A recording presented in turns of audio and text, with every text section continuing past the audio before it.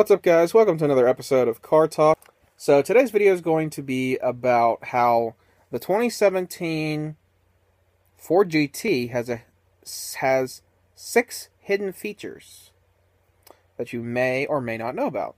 So let's get into the first one. You know how you can drive it as a race car even though it's a street car? Well, on most tracks you have to have a roll cage. Now, if you look at the Ford GT, look at the Ford GT,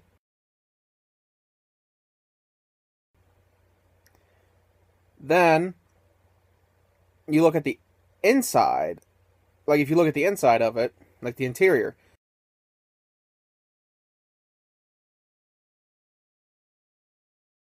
you don't see a roll cage. So you think, oh, you can't take it out on the track. Well, guess what?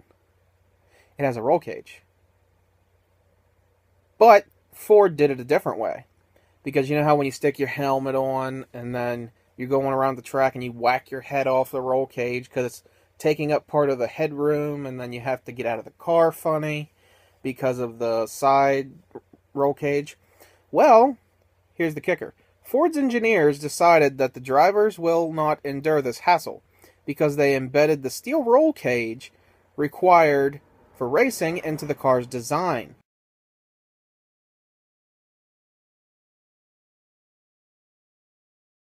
So the ultra-strong tubes are buried within the regular cabin trim, where they're out of sight and you won't hit your head, or helmeted head, against them when you are sliding around in the car from the G-forces and everything like that.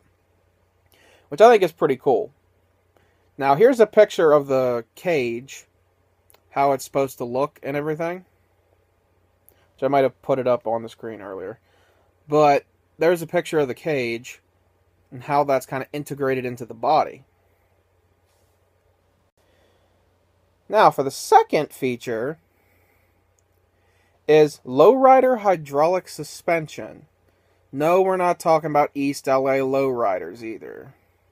It's needed to, you know how with the Huracan and other exotic cars, they can move up or down. So therefore, up for if you need to get over like a speed bump or something like that, so you don't go on the bottom of the car and fuck your old bottom end up. So there's a hydraulic suspension where you can go up and down. Now, the Ford GT faces a similar challenge because on the track, the car hovers just 2.75 inches over the pavement. That is low. When it attacks the racetrack, just like lowriders do. That is too low for everyday street driving. So, the GT uses hydraulic lifts in the suspension to boost it to a still low 4.75 inches when it's not at the track.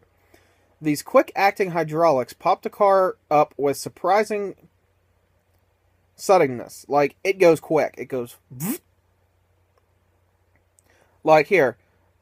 I'm going to take a clip from one of Doug DeMuro's videos and put it in right here of how quick this thing goes like this. It is insane.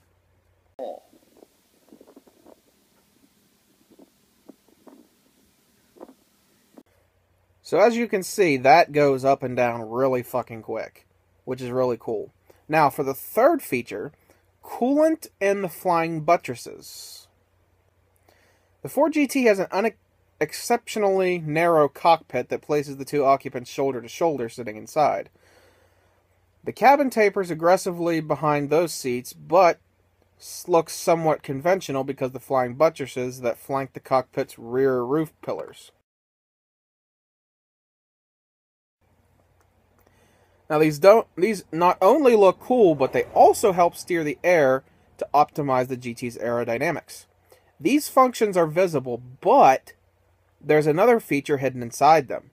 The rear fender pods contain the GT's radiators and coolant flows between them, and the engine throughout the buttresses. But I fucked up right there. Oh well. Through the buttresses, making them absolutely necessary items rather than add-on details they appear to be. Now, another one is the seats do not adjust at all. which is quite insane. But what does happen is the pedals come to you. So no matter, like, you sit in the seat, the pedals will come to you. So I think that's really fucking cool how they do that. Since the seat is solid and cannot move, it's cool that Ford is making the pedals come to you so you can reach them. I personally think that's pretty damn cool. Now the next one is the rear wing stows for 217 miles per hour test speed runs. Now, it's apparent to some belief, wings make car goes faster, right? That's why race cars have them, isn't it? Not really. What wings do is help cars stick to the ground, because at high speed they are effectively low-flying airplanes. As with all airplanes, it is better to have wings than not. Or you may see yourself doing this.